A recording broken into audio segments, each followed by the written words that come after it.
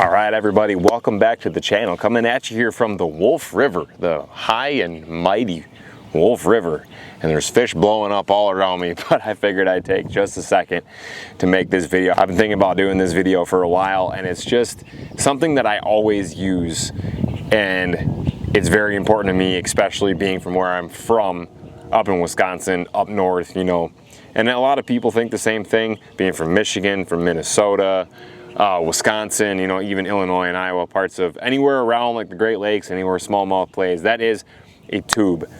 I fish a tube a lot, and there's a large variety of different tubes that Cast Again has available. If you haven't checked out their website, head on over there and check it out. There's a bunch of different sizes, and there's a bunch of different tube weights.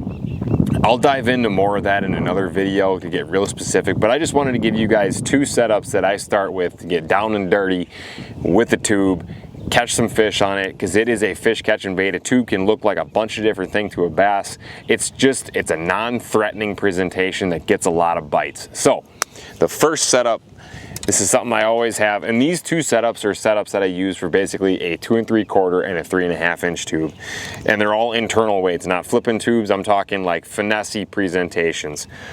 And the first setup is on a spinning rod. This is a ALX Enox Wizard. It's a 7'2" medium heavy fast action rod, a Daiwa Tatula MQLT spinning reel with 15-pound J braid to a 8-pound Seagar Braze X leader. This is the finesse setup that I throw for tubes.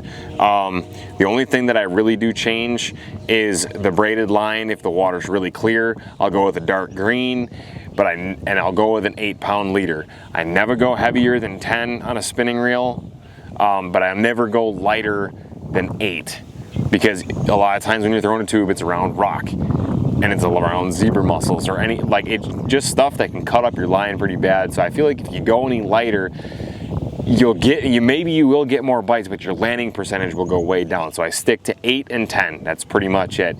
The biggest key to this rod is the backbone that it has. It has a very sensitive tip, but a good stout backbone to be able to bury that hook into the top of these fish, because smallmouth have a really tough mouth. So do largemouth, and a lot of times they're hitting it on the top of the cast.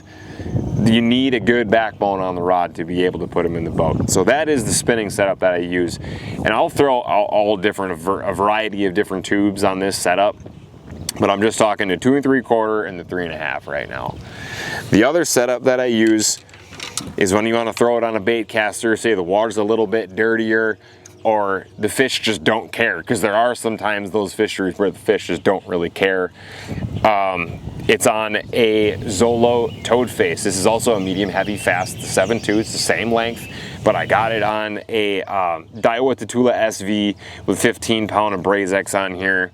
And then I use like a different style head. This is a 3.5 inch tube from Cast Again, and it's got the 90-degree line tie on there. This is a great setup to put a little more, it's just a little more beefy. I call it like a power finesse setup, because a lot of times when I set the hook on this thing, I'm boat flipping them, and they're coming in the boat, unless they're really big and I gotta go down and grab them, obviously. But obviously, I mean, I'll change up the weights.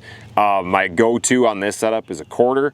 On the spinning reel, that changes on depth. You know, I mean, you can play with that, you can play with colors. The great color to start out with is plain and simple, green pumpkin. You cannot go wrong with green pumpkin. As you can tell on both of these rods, I got a green pumpkin copper flake on this one, and then I have a green pumpkin purple flake and copper flake on this one. So I like to keep it simple as far as that goes, but that is the down and dirty, the two setups that get the job done for me 9 days out of 10 when it comes to fishing a tube.